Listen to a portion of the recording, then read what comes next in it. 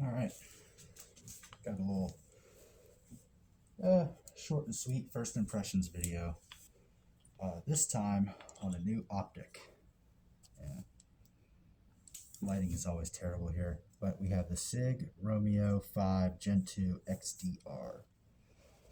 And I will say this is replacing a Romeo 5 Gen 2. See dot in there. Looks better on the I'm looking through the camera, it looks better on that than it does through my eyes. But as you guys may or may not know, I do have astigmatism. So red dots are kind of hit or miss sometimes. I will say this though, maybe it's because of the reticle shape, and you can hack and cheat with the with astigmatism with this, but this has a reticle very similar. I don't know if you'd be able to see it. Maybe if the lighting would chill out. This has a reticle very similar to EOTech, a 65 MOA circle with little hash marks in the corners, and a 2 MOA dot instead of a 1 MOA like EOTech says. So usually I'll have glasses on, but interferes. When I'm looking down, what I see is that the center dot is far more crisp than just the 2 MOA dot on here. It's still a 2 MOA dot, so maybe I'm doing some magic with my eyeballs or something. Like this is fooling the astigmatism, but it looks freaking great. Now, in true R-tard fashion, I immediately dropped my rifle upon installing this. And what I did is my irons are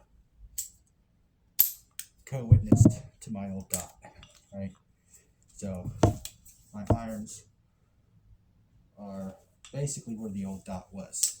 I might have to fine tune, but what I did is when I installed the dot, I simply moved the center dot exactly to where my 2 MOA dot was on the Romeo 5 Gen 2.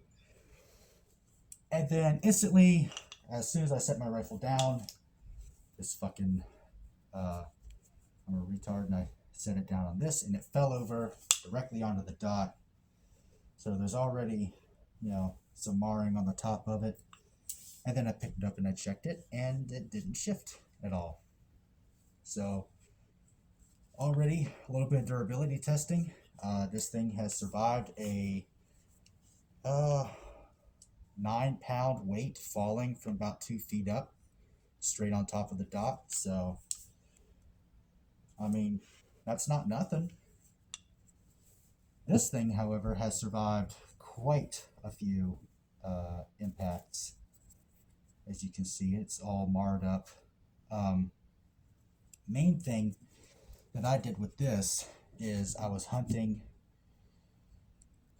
and the distance I was hunting at, a red dot with a magnifier would have been fine. But I was hunting, and I was holding my rifle like this with a sling on my chest. Actually, it would have been like this, with the sling tightened down, and I tripped on a rock that was underneath like half an inch of leaves that looked like dirt, and I fell face forward and landed right on the side of the dot. Didn't lose zero. So honestly, this has a lot to live up to. These are like $120 like all the time at like Borelli. And Borelli's like free shipping. So I mean, this might be the best budget dot ever made. So if we can get the same reliability, durability out of this thing for $200, I got this on sale. I'd say that it's probably a good buy. So we'll see how that goes. I love the reticle. So far, I like the durability. Forgot to mention, it takes one single AAA battery. My son's not having a good time. It takes one AAA battery, instead of the coin batteries. So, I mean, you know, the CMMG grip, you can just shove a AAA in there, and now you have a backup for your sight. So, it is an integral mount. There's no way to change the optic height on this. It is true co-witness height, no matter what. So that might be, you know, not. Some people might not like that. I know it looks like it might be hanging over the handguard. It is not. It is all the surfaces that it is gripping on. They are not contacting the front of the handguard at all. The recoil lugs for this are in a slightly different spot compared to the Romeo 5. So it is. Actually, I don't even think they're in a different spot. I think it's just that the mount itself is a little bit longer. Or maybe not. I don't know. Maybe I'm full of crap. Yeah, I think they're in a slightly different spot. Because you put these over each other, and this sits about 1/4 of an inch further back, mount-wise. You know, the dots are in the same location. It's just this mount is a little bit further back. This one sits a little bit further forward. This whole mount sits a little bit further forward. So it's not an issue. It's not contacting the handguard at all. I made sure of that. If it was going to contact the handguard, I probably would have gotten rid of my backup irons because I'm not getting rid of this. So, you know, trade-offs, keep that in mind. This is a compact optic, so you can have all of this on here and not have to worry about spacing as long as you pay attention. You don't want your dot to contact the handguard at all. As your handguard flexes, that means your zero shifts.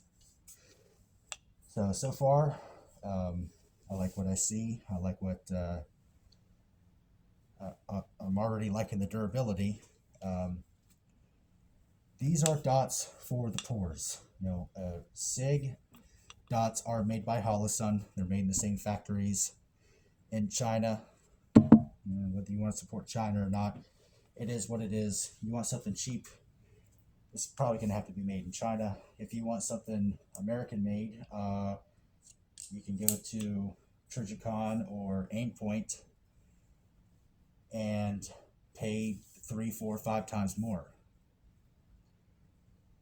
I don't have that money, so I'm just going to buy the knockoff Chinese Sig Sauer optics and see how well they perform.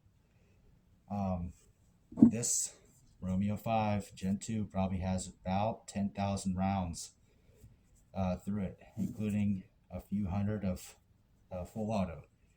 So, and it's not going to break anytime soon. The only problem I have with this is I do cover up the lenses whenever I'm cleaning my rifle. I literally take the upper off and just spray it out. And you don't want, you know, your cleaning stuff to get on the lenses of your red dots. So I just cover it up with like a towel or something, and sometimes they'll just shut off and they won't turn back on with holding the 2 buttons here. So you have to take the freaking battery out and then put it back in and then reset it by pushing these 2 down for a few seconds.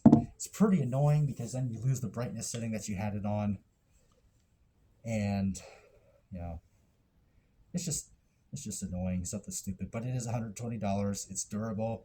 It's not, you know, airsoft dot, which I see so many guys get a fucking airsoft dot. Don't do that.